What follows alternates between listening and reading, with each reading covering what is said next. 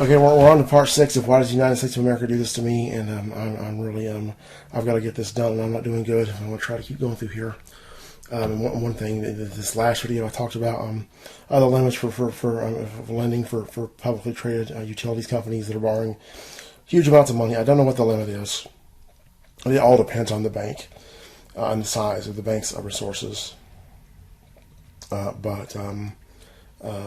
You know, in most industries, even a bank as large as Wells Fargo is not going to be able to put up more than $100 million towards the syndication. But it all depends on the risk of the industry, and these utilities companies are so little risk that probably it wouldn't surprise me if in that specific instance, if they're not allowed to provide $600 million, $1 billion, some large amounts. And you got to remember too that my exposure to the commercial lending was very much concentrated. It wasn't entirely in the agribusiness segment, but it was very much concentrated in the agribusiness segment. And so I'm used to dealing with companies that pose a lot of risk in general. That farms in particular that are producing live animals or crops. Those are very, very risky businesses. But to continue, we touched on the social contagion, where here Wells Fargo's failed, and this is going to trigger. This is going to trigger fear in the broader financial markets. Going to trigger fear among the public about the safety of the security of the banking system, and so there might be a run on the bank on hundreds of banks all over the country, potentially every bank, and then it spreads to the whole world. Whatever happens there, and Jesus Christ, this is horrible. But this right here, this is as of fiscal year end 2022, December 31st, 2022. Wells Fargo had roughly $700 billion in insured deposits and $700 billion in uninsured deposits. And the insured and uninsured refers to the FDIC. The FDIC to mitigate the social contagion, where people worry about their money. The FDIC guarantees the deposits of consumers in American banks that have deposits in banks in America. You're guaranteed up to $250,000. Okay, so that $250,000 limit that applies to $700 billion of Wells Fargo's deposits, and then they've got $700 billion uninsured. And the reason I'm bringing up the FDIC is we went over what's going to happen if Wells Fargo just suddenly fails. And we got all this catastrophe of this, this contagion and this spread of the effects, where it starts to lead and all these nodes collapsing. What's going to happen in reality is the FDIC is going to try to do something about it. They're going to basically seize the bank, and they're going to try to prevent all this. And they're going to try to prevent a social contagion and keep the financial system intact. And so now in this video, we're going to do a little analysis as to what this would entail for the FDIC. And if you recall, when we recently had Silicon Valley Bank fail, and they had about $212 billion in assets, and they had, I believe, what was it, about $180 billion in deposits, and the majority of those deposits were uninsured. Which means that the FDIC was not on the hook for those deposits. And of course, it's very relevant here that the failure of Silicon Valley Bank with $212 billion assets created a short-term banking crisis that had to be addressed by the regulators. Okay. Another factor to consider with Silicon Valley Bank is that their assets very heavily consisted of mortgage-backed securities. Okay, and stuff like this. Investments that the bank had made versus loans. Okay, that Wells Fargo they have a very heavy concentration of loans in their assets. Wells Fargo's assets, a heavy concentration of loans, and those loans are part of Wells Fargo's interconnectedness with the broader financial system and the broader economy. And what that means is for Silicon Valley Bank relative to Wells Fargo. its proportional amount of connection to the broader economy is much, much smaller, because they don't have loans outstanding. Their $212 billion in assets doesn't represent mainly loans, or if it does represent mainly loans, it's not as heavily concentrated. It might be half and half, that they got mortgage-backed securities and stuff like this. And so you think about that in terms of it's just like if I had an investment, or any individual, they've got a bunch of money in the stock market, they got a bunch of money invested in some kind of security, and those securities, they lose value. Well, that has no broad impact on anybody anywhere other than whoever loses the money. Okay, there's not a domino effect that's created by one institution losing money on one of its investments. But when a bank fails, it's got all these people out there that got credit facilities outstanding that they're relying on. Then there is a chain effect. And so you look at the relative small size of Silicon Valley Bank relative to Wells Fargo, and the fact that even after you factor in how small it is, you still haven't captured just how relatively less the broader economy relies on Silicon Valley Bank versus Wells Fargo. And the failure of Silicon Valley Bank creates a short-term banking crisis. Okay, and Silicon Valley Bank is about 1/9. Okay, so Wells Fargo is about 9 times the size of Silicon Valley Bank. They would have you to believe that this bank can fail. The Federal Reserve, these people that sign off on these living wills, where the banks submit, the too big to fail banks will submit a plan every 2 years about how they could be orderly resolved. Meaning how if they failed, that they could go through a liquidation without impacting the broader financial markets, without impacting the broader financial system, without impacting the broader economy. And these documents will be tens of thousands of pages long. And so, say you got Wells Fargo, they got their living will. It's 30,000 pages, and just hypothetically, just guess, it's 30,000 pages. And the Federal Reserve signs off on it, and what they want you to believe when they sign off on this is credible. They want you to believe that Wells Fargo would fail, and what they're going to do is they're going to start on page 1 of 30,000. They're going to go to the top left of the page. They're going to leave left to right like it's a recipe. They're going to implement that step. Every step on page 1 they're going to implement. Then they're going to turn to page 2, and they're going to the top left of the page. They're going to read left to right and implement all the steps on page 2. Then they're going to page 3. At the top of page 3, read left to right. Just follow it like a recipe. 30,000 pages long, over and over and over again. Just implement step after step. And what's going to happen is that Wells Fargo is going to be in the news again. That's nothing new. But other than that, nobody else is going to notice a difference. Okay, it's absolutely absurd that they're out of their mind. It's not going to. It's their worst nightmare. The day that they have to try to execute on one of these living wills. But to return back to our analysis of Wells Fargo, the FDIC, they're going to be on the hook for $700 billion in insured deposits for sure. And then with these uninsured, they will have no choice but to guarantee these as well. If they don't guarantee these, they've got a guaranteed run on every bank in the whole world. Okay, and that's in addition to the fact, who owns this $700 billion that's not guaranteed. Okay, well, where's this largely concentrated? Well, it's concentrated in businesses that have business accounts with Wells Fargo that have got millions or tens of millions or hundreds of millions of dollars that they use to pay payroll and whatever other expenses they've got. And so you're going to have this, the cash accounts of untold, tens of thousands of businesses. I have no idea, thousands, tens of thousands, hundreds of thousands of businesses are going to have their cash accounts disappear to the extent they cannot pay payroll. You're going to have millions of people out of a paycheck. It is going to be a catastrophe, just the consequence of letting these people eat a loss.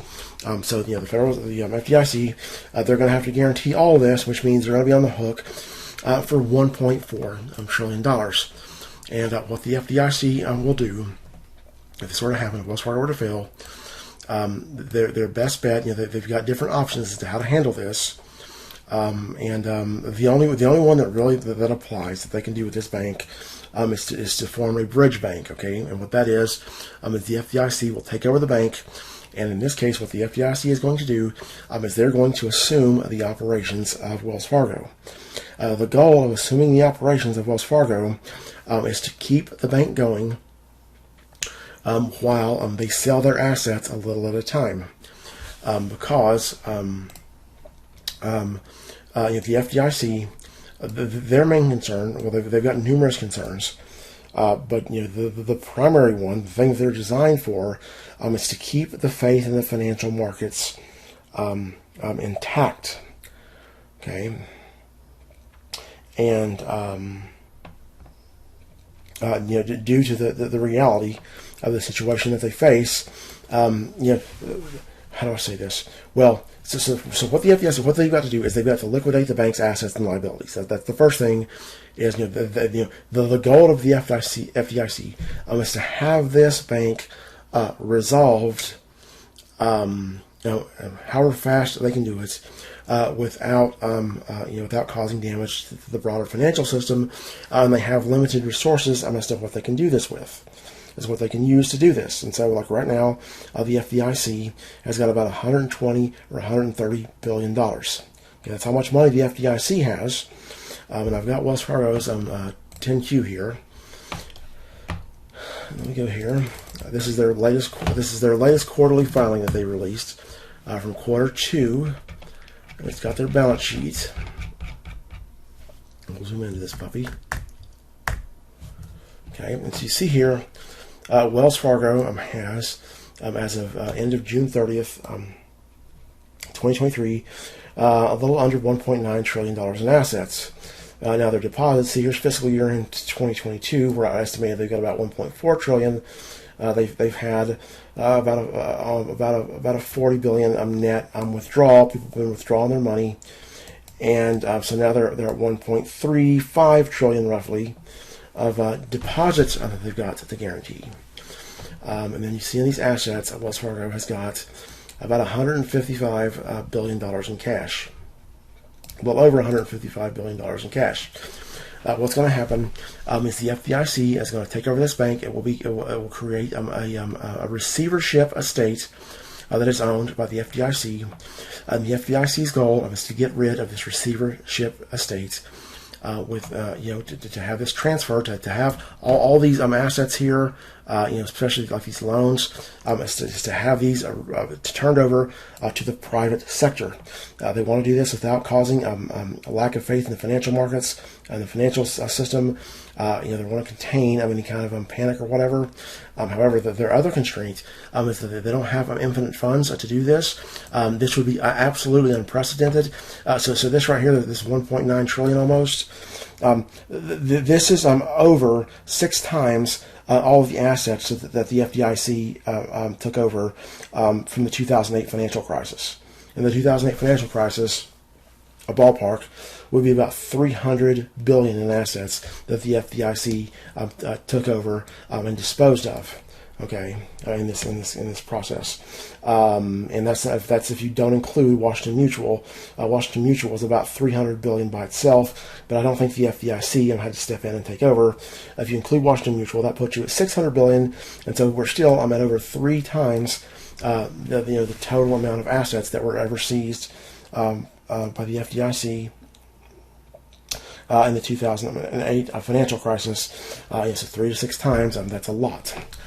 Okay, after Silicon Valley Bank failed, I think they started out with about $120 billion when Silicon Valley Bank failed. We had some small bank failures that occurred around the same time, and it took them and they lost about $20 billion or $22 billion. The FDIC, they took a loss on the Silicon Valley Bank and these other banks on disposing of their assets, and then they levied the banks to get their $20 billion back. And I think it's roughly $120 billion, $130 billion, something like that they've got now. But what they're going to do is that they're going to take over this bank. They're going to this cash will become part of the receivership, and this will be the FDIC's funds to use. Now the reason they're going to take over the bank and try to resume and try to keep its operations going instead of selling out everything off instantaneously is because if they start selling stuff off instantaneously, they're going to have to sell it at a steep discount, and they're going to incur massive losses. It's absolutely unavoidable that they don't incur massive losses. So they've got $1.3 1.35 trillion in deposit liabilities, which, by the way, these figures are in the millions. So every figure you see here, you add 6 zeros to it. So they got cash, they got 31,915 and 6 zeros behind it. And then their interest deposits, their money on deposits, they've got 123,418 with 6 zeros behind it. But to go back, their ideal situation is, they've got a buffer here. Their assets outweigh what they've got to guarantee with this 1.35 trillion, and so they're ideally that they would match assets and liabilities up with banks. They would have a bunch of privatized banks. Take all the major banks in America. The huge banks, J.P. Morgan Chase, Bank of America, all the biggest banks, and then some of the banks that are the top probably 7 or 10 banks it would take to absorb all these assets. But they might take a batch of 200 million of these loans, or say 150 million of these loans, and then 50 million of these securities here. These are like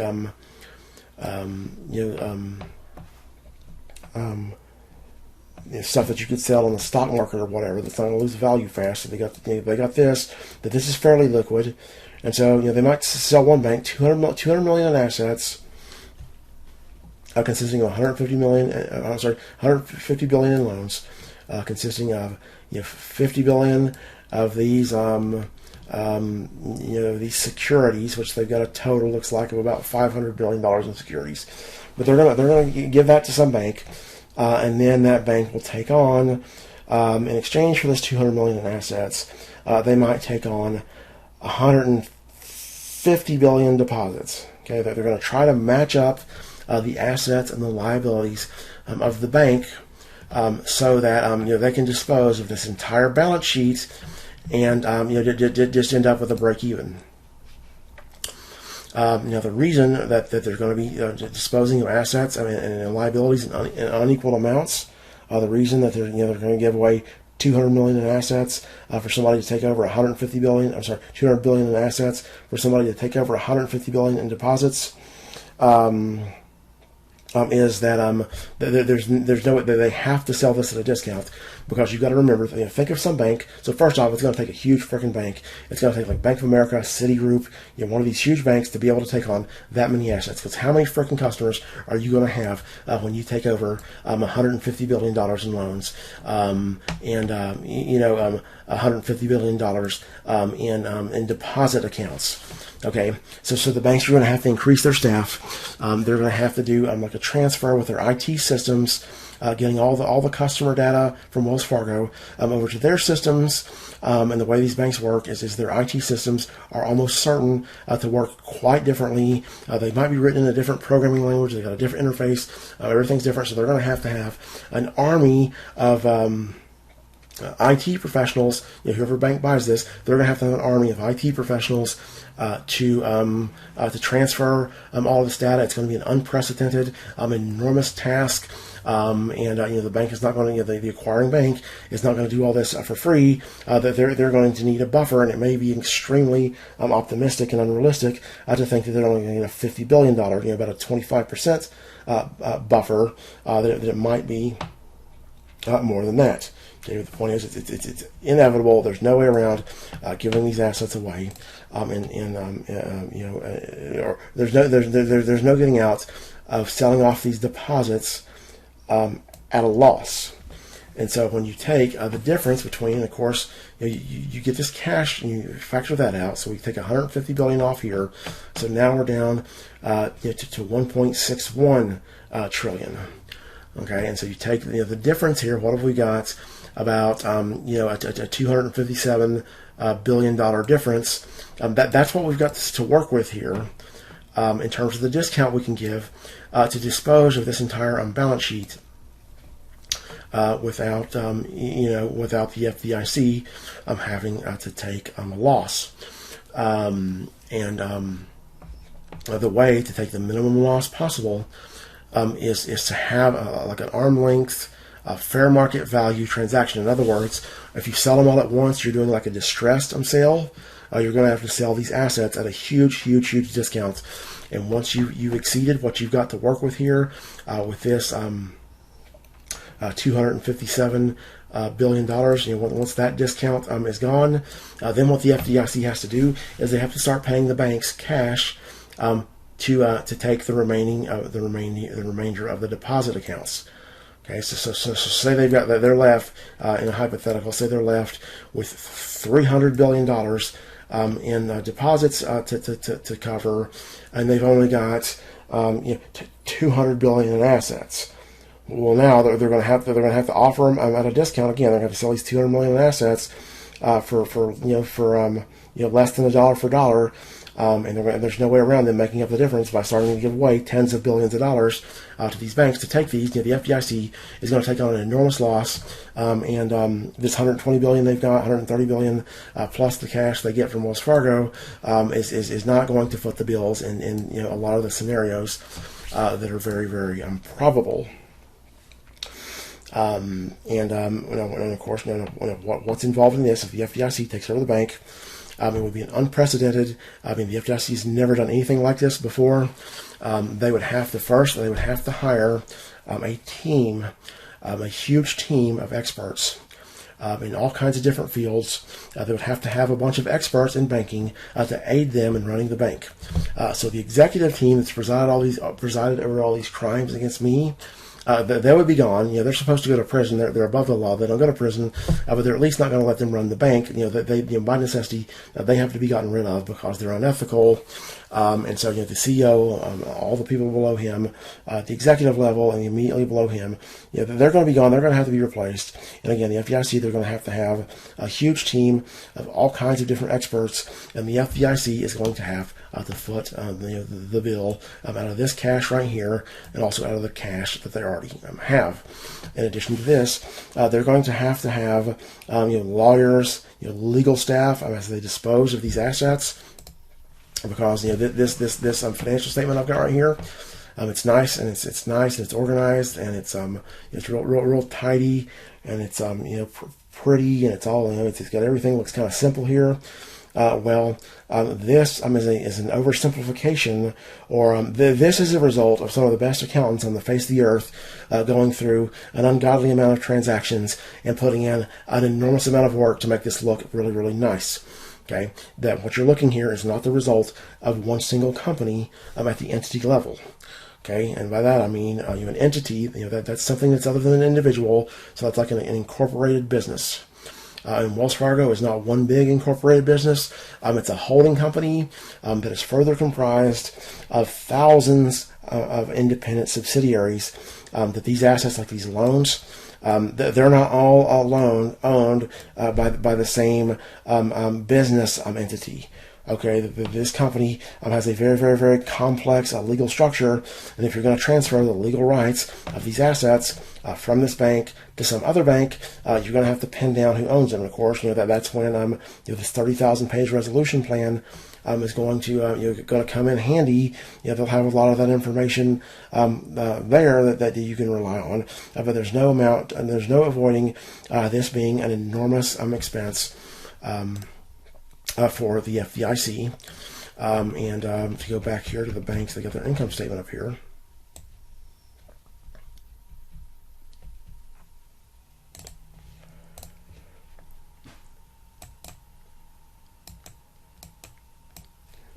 Okay, and they've got so the bank's got it's got almost $13 billion. It's just $26 billion year to date. Is this year to date for this year? Okay, go back here. This is so they got $26 billion. We'll say. We'll round that down to $26 billion a quarter, or for 2 quarters. They've got $26 billion in operating expenses, and you multiply that for a year. In a given year, depending on the interest rate environments, you're going to be looking at $40 to $55 billion a year in operating cost. And so, as the FDIC tries this exercise where they're going to take over Wells Fargo and keep it running, and they've got their $120 billion plus this rate right here, that's going to be costing them $50 billion a year to operate this bank. you can already see how this starts to become hard to manage. And then you've got to add on the ungodly amount of legal staff that's going to be needed to liquidate these assets. And of course, they're going to have to coordinate with people internationally. About 90 billion of these loans, I think it is, are held in some country other than the U.S. They've got deposits in some country other than the U.S. These countries, they've got different laws. They're going to have to coordinate with them. It's going to be like an administrative and logistical nightmare, and it is extremely, extremely hard to imagine all kinds of stuff not going wrong.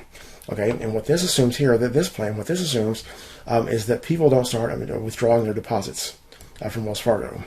This assumes that the 700 billion roughly of deposits that are guaranteed by the FDIC, or the 700 billion that are not insured, but the FDIC decides to insure anyways. That these people don't come and take their money out. When these people come to take their money out, the FDIC funds those outflows, and so that's going almost certainly. What's going to happen is people are going to start withdrawing their money, and it's going to crush the FDIC's fantasy-based plan of running this bank, over a period of years and selling these things, these loans in small values, so that they don't have to take such a discount that the FDIC has to dispose of its own funds. And so here, we'll say that just around this, we'll say that we've got 670 billion. Deposits that are insured, 670 billion deposits. I'm sorry, 1.67 trillion deposit. Oh no, that'd be right. Yes, 6.7 billion. I'm sorry, 670 billion deposits that are insured, and 670 billion deposits that are uninsured. So the FDIC is going to guarantee all of these. Now, what happens if these people start wanting their money out in mass? Well, what if there's a $500 billion demand on the FDIC? Okay, well, that's going to wipe out the $150 billion they got right here. It's also going to wipe out the $120 billion they had before they started this, and they're going to have to borrow money from the U.S. Treasury. You do the math. They're going to have to borrow $120 billion from the U.S. Treasury. Okay, and what's that news headline going to look like? How safe are people going to feel then? Now, and the next consequence of this is they're going to be between a rock and a hard place, because there's a limit to what they can borrow from the Treasury, both in absolute terms, in terms of both in terms of the law. Okay, laws are written about how much the FDIC can borrow. And then, if the laws are changed, because that's what they're going to do, if the FDIC has to borrow, they'll jack up their borrowing limit to a certain point. But you got to remember that the Treasury, that's where we pay all our bills from. And when you start to borrow, $200 billion, $300 billion, $500 billion from the U.S. Treasury, you start to compromise our ability to service our national debt. And so we're going to default on the national debt. We're going to default on Social Security and cause, a global financial crisis there. And so what they're going to have to do is they're going to have to start getting rid of these assets faster, and doing distress sales of these assets to try to get their cash back. Okay, at least that's one thing they could try to do, and of course that's going to create another bazillion problems. But then what's going to happen? Say they do that. Okay, so they got to get rid of these assets. They're already going to have to sell them at a discount, because these banks can't take on that many assets. They can't take on that many customers. The amount of customers they can take, if they're a huge bank, they can reasonably take on $200 billion in loans, as long as they get them at a 25% discount. They can hire all the extra staff. They can do all the IT work on all this. Selling these all of a sudden, there's not going to be an appetite for this many loans.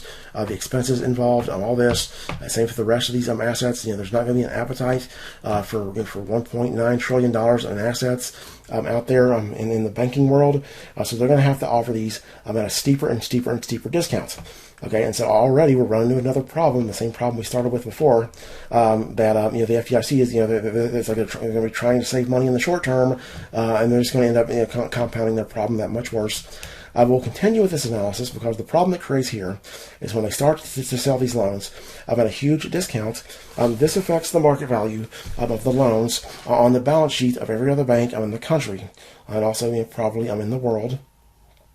And so you're going to have hundreds or thousands of banks all over the country of different sizes doing mark-to-market valuation adjustments on their loans, and those banks are going to become insolvent. And so you're going to create a series of thousands and thousands and thousands, just bank failure after bank failure after bank failure. As these banks they become insolvent, that their balance sheet starts to get lopsided, their liabilities exceed their assets. It's going to be a nightmare. I'm getting real bad off again. I'll have to cut this off. We'll go in another video.